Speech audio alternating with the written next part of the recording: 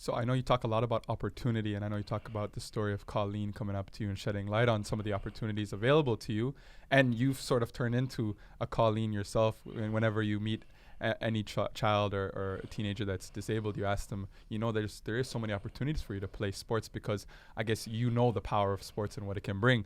So I guess going into the future, what type of changes would you want to see for those who follow in the footsteps for opportunities like the ones that you had when you started off in hockey and basketball and in tennis?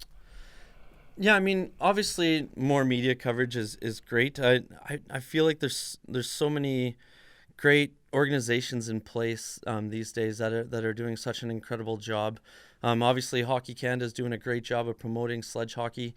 There's the Mississauga Cruisers, or I don't know if they're Mississauga anymore, but they have so many sports in the GTA that are available to everybody, and they really do help people get into it. And back in the day, we used to have our manager Peter Hambley. We used to make fun of him and call him an ambulance chaser, because he would literally look on the local news around the Kitchener area, and he would find these stories about people who had lost limbs or something, and he would actually go right in and talk to them. And in those footsteps, I'd obviously tried to do the same. I'd tried to make a lot of hospital visits to shed light on what's available for people. And it was kind of I don't want to say funny, but I went to visit Ryan Strasnitsky when he was in obviously the hockey player on the Humboldt bus, and I went to visit him at the hospital in Calgary, to not just tell him about hockey, but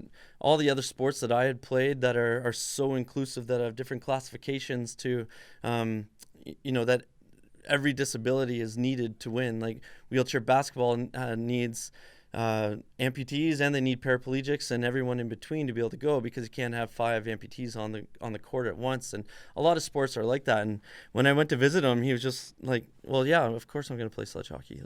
And he already knew about it, and he already knew he was going to play it. And I think he was quoted in saying he's going to get to the Paralympics for it. And I just thought that was so cool that a teenage hockey player in his lowest point of his life already knew about our sport and was already inspired about it. And I've since played with him and seen him play and grow. And, it's pretty awesome that our sport and our society is at a point now where people are already aware of these things and inspired to do them when they, these terrible circumstances do happen.